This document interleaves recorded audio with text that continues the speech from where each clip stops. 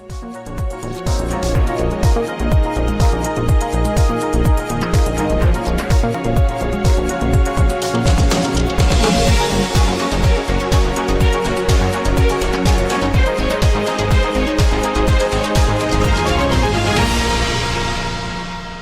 दिल्ली में all municipal corporation staff union की तरफ से सफाई कर्मचारियों की जायज मांगों को लेकर झिलमिल सादरा आरआर डिपो के सामने सांकेतिक धरना प्रदर्शन किया और निगम कमिश्नर निगम मेयर के खिलाफ जमकर नारेबाजी की गई।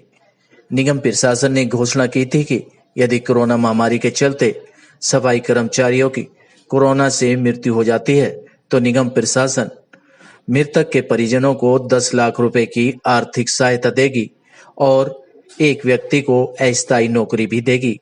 लेकिन निगम के ये बड़े वादे खोखले साबित हो रहे हैं। निगम अपने कर्मचारियों को किसी भी तरह की कोई सुविधा देने में नाकाम साबित होती दिखाई दे रही है। इससे पहले भी मेयर थे, इससे पहले भी स्टैंडिंग कमेटी चेयरमैन थे और इससे पहले भी नेता सदन थे। आज ये मसला केवल 1 वर्ष का नहीं है, 18 वर्ष से ये हम दंश झेल रहे हैं। जबकि कर्मचारी दिल्ली में जो कार्य कर रहा है, निगम प्रशासन के जो अत्याचार है, ये अब से नहीं चल रहा। ये 20 वर्ष से 25 वर्ष से निगम कर्मचारी इस दंश को झेल रहा है। मैं बताना चाहता हूँ आपको, आज कर्मचारी को 25 वर्ष हो गए लेकिन आज तक भी उसका नियमितीकरण नहीं हुआ है। जबकि 240 हाजिरी पार कर्मचारी का नियमितीकरण होना चाहिए। ये हमारी आरआर में लिखा हुआ है, ये हमारा ऑन टाइम है, लेकिन फिर भी इनके कानों पर जूं नहीं रहती। और मैं समझता हूँ कि जो सरकार सत्ता में होती है हम उसके खिलाफ प्रदर्शन करते हैं। आज 18 वर्षों से भारतीय जनता पार्टी निगम में काबिज है, मेयर भी उसके, नेता सदन भी उसके, स्टैंडिंग कमेटी चेयरमैन भी उसके, लेकिन फिर ऐसा रेजोल्यूशन पास क्यों नहीं किया जा रहा ताकि कर्मचारी पक्का हो।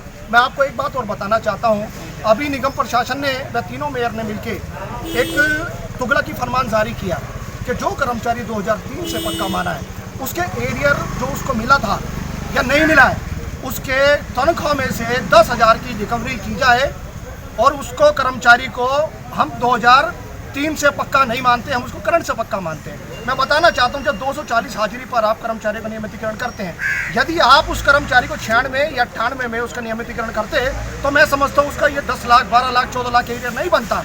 ये हमारा अपना पैसा है, ये हमारा हक का पैसा है और ये हमारी तनख्वाह का पैसा है। यदि 2004 का सर्कुलर जो इन्होंने जारी किया है, जो ऑर्डर पास किए हैं, उसको यदि जब तक निगम वापस नहीं लेगी, all municipal corporation staff union अपना आंदोलन तेज करेगी, जिसकी समस्त जिम्मेदारी निगम प्रशासन की और केंद्र सरकार की। सर, एक सवाल है छोटा सा कि अभी जो प्रदेश अध्यक्ष बने हुए हैं श्री गुप्ता जी, आदेश जी, वो भी आपके विभाग से ही निकले हुए हैं। क्या समझें इस बात को कि वो आगे आने वाले टाइम में इस चीज़ को संभाल पाएंगे, जिस तरह से उन्होंने मेरा भी चेंज करे हैं? देखिए, गए जो हम वतन से, तो उस वतन को याद क्या करना और जहाँ बेदर्द हाकिम हो वहाँ फरियाद क्या करना। यदि ये नेता अभिनेता हमारी बात सुनते तो आज हम सड़कों पे नहीं आते। आज आप जानते हैं कि कोरोना जैसी वैश्विक महामारी में हमें यहाँ प्रदर्शन करना पड़ रहा है। आखिर कौन जिम्मेदार है यदि हमें कोरोना हो जाता है हमारे बच्चों को तो या हमारे परिवार का? यदि हम कोरोना कोविड-19 संक्रमित हो जाते हैं तो क्या निगम हमें बचा पाएगी? कोई नहीं बचा पाएगा। लेकिन क्या करें, बार बार मरने से अच्छा है एक बार ही मर जाए। और ये हक की लड़ाई है, हमारे अधिकार की लड़ाई है, बच्चों की लड़ाई है। हम इस लड़ाई को 25 वर्षों से लड़ रहे हैं, लेकिन आज तक भी निगम ने इसका कोई भी ऐसा प्रावधान नहीं किया ताकि हम ये आंदोलन ना करें, सड़कों पे ना आए। और आज आप देख रहे हैं कि हमारा डिपो पे डेमोन्स्ट्रेशन कर रहे हैं, प्रदर्शन कर रहे हैं। इसलिए कर रहे हैं क्योंकि हम भूखे हैं, क्योंकि ना मस्जिद को जानते हैं ना शिवालयों को जानते हैं। हम भूखे पेट वाले सिर्फ निवालों को जानते हैं। जब हमें समय पर रोटी नहीं मिलेगी, जब समय पर हमें वेतन नहीं मिलेगा, हमारा एरियर नहीं मिलेगा और हमें पक्का नहीं किया जाएगा तो हम सड़कों पे आएंगे, आंदोलन करेंगे। देखिए, आपके चैनल के माध्यम से बताना चाहता हूँ, जो पत्र व्यवहार करते हैं हम, तो हम 20 दिन पहले या 1 माह पहले हम पत्र लगाते हैं कि हमारी ये ग्रेवेंसीज हैं। यदि निगम इसको मानता है तो ठीक है, अन्यथा हम प्रदर्शन करेंगे। निगम का एक कायदा बनता है कि असिस्टेंट लेबर वेलफेयर ऑफिसर हमारे को एक नोटिस दे, हमारे को निमंत्रण करके एक बैठक बुलाए ताकि हम अपनी बात उन तक पहुंचा सके, प्रशासन तक, मैनेजमेंट तक। लेकिन मैनेजमेंट ये भी अच्छा नहीं समझता कि हमसे वो बैठक ले। यदि हमसे वो बैठक ले तो अपना दर्द हम बयां करें, अपनी परेशानी बयां करें, हमारी जो मांगे हैं उनके सामने रखें। लेकिन वो इस बात की गुंजाइश नहीं समझता है कि हमसे बैठक की जाए और हम मजबूर होकर आंदोलन करते हैं। ये हम मजबूरी में करते हैं, वरना हमें शौक नहीं है कि हम आंदोलन करें। यदि निगम हमसे बैठक करे तो मैं समझता हूँ कोई भी संगठन प्रदर्शन करना पसंद नहीं करता। तो इस समय का जैसा आपकी बात नहीं सुन रहे हैं, अगर अब भी नहीं सुनी गई तो क्या आप काम बंद हड़ताल का ऐलान करेंगे? देखिए, जैसा कि आप जानते हैं राष्ट्र हित की बात है, देश हित की बात है, तो हम भी समझते हैं भारत के निवासी हैं और इसके मूल निवासी यदि कोई है तो दलित हैं। हम समझते हैं कि जैसे ये कोविड-19 ये वैश्विक महामारी है, पूरे भारत में क्या पूरे संसार में ये त्राहिमाम मचा हुआ है। हम समझते हैं कि इस समय में देश का साथ देना चाहिए, लेकिन हो क्या रहा है कि यदि अधिकारी अगर 5 मांगे हैं तो 5 मांगों में यदि 2 मांगे भी वो शुरुआत करते हैं, 2 मांगों पर भी काम करते हैं, तो मैं समझता हूँ हमें प्रदर्शन करने की आवश्यकता नहीं है। मैं जानता हूँ तुरंत के थापे तुरंत नहीं जलते हैं, उनमें समय लगता है और हर चीज़ का एक डेकोरम होता है, चाहे कोई राजनीतिक पार्टी हो, चाहे निगम प्रशासन हो या कोई भी मैनेजमेंट हो, जब तक डेकोरम उसका मजबूत नहीं होगा। सर एक सवाल है कि आप सवाल ये है कि नहीं देता और ये लोग इसी भाषा को समझते हैं। जब तक हम इनके घरों पे कूड़ा नहीं फेंकेंगे हमारी बात नहीं सुनेंगे, जब तक हम दिल्ली में काम बंद हड़ताल नहीं करेंगे हमारी बात नहीं सुनी जाएगी। तो मैं इस चैनल के माध्यम से और all municipal corporation staff union का दिल्ली प्रदेश अध्यक्ष होने के नाते इस बात का ऐलान करता हूँ, इस बात की चुनौती देता हूँ दिल्ली निगम प्रशासन को कि यदि हमारी बातें नहीं मानी गई, हमारी मांगे नहीं मानी गई, यदि मेरे कर्मचारी को इंसाफ नहीं मिला तो आने वाले दिनों में हम काम बंद हड़ताल करेंगे, स्लो टूल डाउन स्ट्राइक करेंगे, जिसकी समझ जिम्मेदारी निगम प्रशासन की व केंद्र सरकार। सर महापौर इस प्रदर्शन का मुख्य उद्देश्य है कि जो हमारे कर्मचारियों की और सुपरवाइजरों की समस्याएं हैं उनका समाधान हो। और दिल्ली में जो कोरोना महामारी फैल रही है, इतनी महामारी के अंदर, इतनी भयंकर बीमारी के अंदर जो हमारा कर्मचारी काम कर रहा है, उन कर्मचारियों को जो सुविधाएं हैं वो मिलनी चाहिए। और ये जो भ्रष्ट अधिकारी बैठे हुए हैं इनके खिलाफ कार्रवाई होनी चाहिए। आप देख रहे हैं कि कानपुर वाला किस्सा, कि कानपुर में 500 पुलिस वाले एक गुंडे और बदमाश आदमी के साथ उसके लिए काम करते थे। इसी तरह निगम में भी जितने भी अधिकारी बैठे हुए हैं ये सब भ्रष्ट है और ये भ्रष्टाचार में लिप्त है।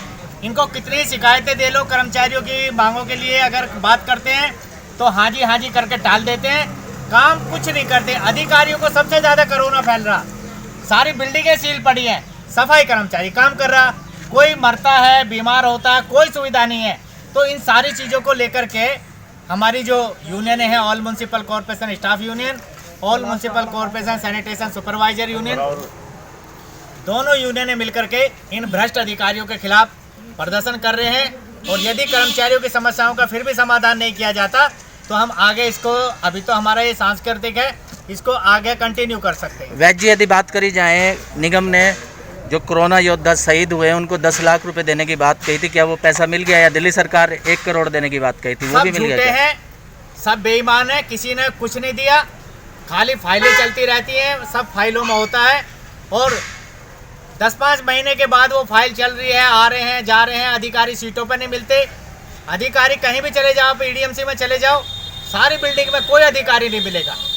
तो अब जब तक ये कोरोना चल रहा है और तब तक इसके कर्मचारियों की जो समस्याएं हैं, अगर हम उनको लेके जाते हैं तो कहते हैं जी अधिकारी नहीं है, कोरोना फैल रहा। मैं साहब, आप जमीन से लेकर हाई कोर्ट तक कर्मचारियों की लड़ाई लड़ रहे हैं, क्या लगता है कि कहीं ना कहीं अधिकारी क्यों नहीं सुनते, क्यों उनके कान पर क्यों नहीं रहेंगे? अधिकारी इसलिए नहीं सुनते क्योंकि वो एक तो भ्रष्ट हैं, और भ्रष्ट में 1-2 आदमी हो, 2-4 आदमी हो, ऊपर से नीचे तक सारा सिस्टम भ्रष्ट है। तो जो कार्रवाई करने वाले लोग हैं वही भ्रष्ट है, तो कार्रवाई करेगा कौन? तो हमने कोर्ट में भी आपने देखा होगा 9 जून को एक हाई कोर्ट का आदेश आया है कि जो कर्मचारी कोरोना में काम कर रहे हैं उनकी जो भी सुविधाएं हैं, जो भी उनकी सुविधाएं उनको दी जाएं। और उन्होंने यहाँ तक कहा कि कर्मचारी जब सुबह अपनी हाजिरी पे आता है 6 बजे, 6:30 बजे, तो उसको जो हम हस्ताक्षर कराते हैं तो उसका एक रजिस्टर अलग बनाया जाए, और कर्मचारियों की जो भी उनको उपकरण दिए जा रहे हैं, मास्क, ग्लव्स, सैनिटाइजर वगैरह, उसका एक अलग रजिस्टर बनाया जाए। आपको चैनलों के माध्यम से बताना चाहता हूँ कि 205 कर्मचारी हैं ये वार्ड के अंदर, 4 साबुन की बट्टी दे रहे हैं। तो 4 साबुन की बट्टी जो दे रहे हैं, इनसे कोई पूछे कि तुम्हारे बाप ने नलके लगा रखे हैं या ऑफिस बना रखे हैं, कर्मचारी वहाँ पर साबुन से हाथ धोंगे? तो ये भ्रष्टाचार नहीं तो क्या है? तो इस चक्कर में ये अपने भ्रष्टाचार के चक्कर में कर्मचारियों के जितने भी समस्याएं होती हैं या उनके जो लाभांश मिलने होते हैं उनकी तरफ ध्यान नहीं देते। आज आपने all municipal corporation staff union से दिल्ली प्रदेश महासचिव, और मैं एक बात बताना चाहता हूँ आपके चैनल के माध्यम से कि देखिए, आज जो है दुनिया चांद पर अपना आशियाना बनाने को तैयार है। आज इतना डेवलप हो चुका है ज़माना, लेकिन आज भी जो सबसे बड़ा महकमा है दिल्ली का, कॉरपोरेशन, जिसे हम एमसीडी कहते हैं, तो उसके अंदर आज भी हमें तनख्वाह के लिए, अपनी वर्दी के लिए, अपनी एरियर्स के लिए, अपने बच्चों के ट्यूशन फीस के लिए आज भी जद्दोजहद कर कर हमें रोड पर आकर ऐसे टेंट लगाकर ऐसे धरने प्रदर्शन अपनी सैलरी के लिए करना पड़ता है। इससे बड़ी मैं मानता हूँ कि शर्मनाक बात कुछ भी नहीं है प्रशासन के लिए। और दूसरी बात, जैसा कि ये आश्वासन देते हैं 6 महीने में, 2 महीने में, मैं तो मानता हूँ कि हमारे लिए ना कोई कोर्ट है ना कोई अदालत है, क्योंकि कई साल हो चुके हैं इस पर हमारे कर्मचारियों का जो मुकदमा चल रहा है हाई कोर्ट के अंदर, उसे कई साल हो चुके हैं, लेकिन सिर्फ तारीख पे तारीख मिलती है और तारीख पर जब जाते हैं तो झूठे आश्वासन, उसके बाद में कॉरपोरेशन को डांटा जाता है, इनके अधिकारियों को डांटा जाता है, लेकिन इम्प्लीमेंट कुछ नहीं हुआ आज तक भी। और पेपर मीडिया के माध्यम से नवभारत टाइम्स के अंदर आया था कि मई की 24 तारीख को इनको फुल जो पीपी किट है वो दी जाए, लेकिन आपके माध्यम से मैं पूछना चाहता हूं, आप पूरे क्षेत्र में घूमते हैं, क्या आपने किसी कर्मचारी को पीपी किट पहने हुए देखा? किसी को कर्मचारी को?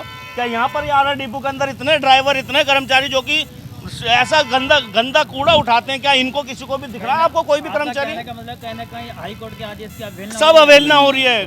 कोर्ट एंड कंटेम्प्ट का कोई इसके अंदर मान्यता नहीं है, कोई भी इसके अंदर कोई नहीं सोच रहा, ना कोई पूछ रहा। और देखिए हर साल एक प्रस्ताव पारित किया जाता है कि परमानेंट की फाइलें लेके आओ। परमानेंट की फाइलों के चक्कर में इतने पैसे की धांधली होती है, किसी से 5,000 किसी से 10,000, लेकिन वो फाइलें डंप कर दी जाती हैं इकट्ठी करके, उसके बाद में फिर अगले साल फाइलें मंगाई जाती हैं। ये 10 साल से तो मैं देख रहा हूँ। तो ऐसा जो है प्रशासन क्यों कर रहा है, क्यों कॉरपोरेशन ऐसा कर रहा है, ऐसा घिनौना इस कर्मचारी के लिए? क्या इसलिए कि ये अपनी जान माना जाए? कर्मचारी सदा से परेशान रहा, जब से इस निगम का गठन हुआ कर्मचारी परेशान होता हुआ है और कर्मचारी की कोई परेशानियाँ नहीं है।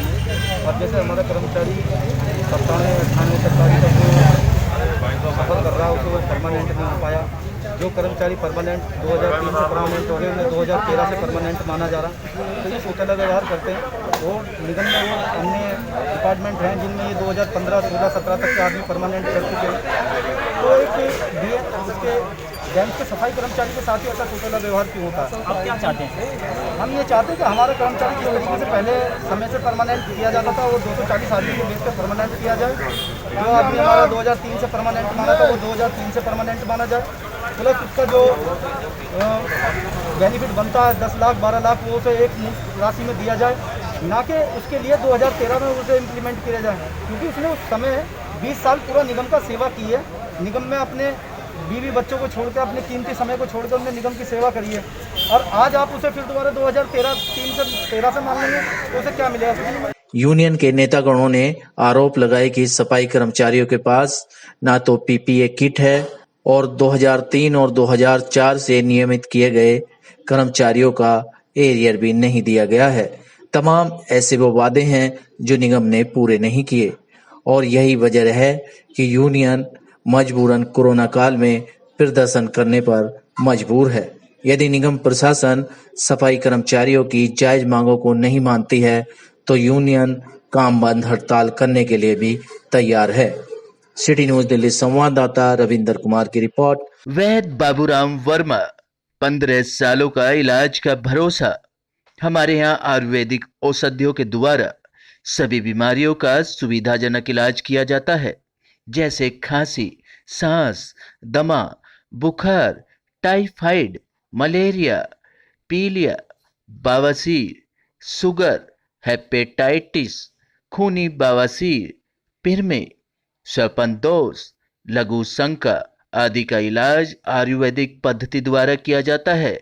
इसके अलावा सभी बीमारियों की जांच भी तसल्ली बख्श की जाती है, जैसे अल्ट्रासाउंड, एक्सरे, ईसीजी, रक्त, मलमूत्र, वीर्य की जांच इत्यादि। हमारे यहाँ दिल्ली सरकार द्वारा टीकाकरण, टीबी का इलाज व जांच मुफ्त की जाती है। हमारा पता है वैद्य बाबूराम वर्मा, चैरिटेबल सोसाइटी, 329 गली number 9, Mandoli extension, near Nand Nagri bus depot के सामने, दिल्ली 93। आप हमारे नंबरों पर भी संपर्क कर सकते हैं।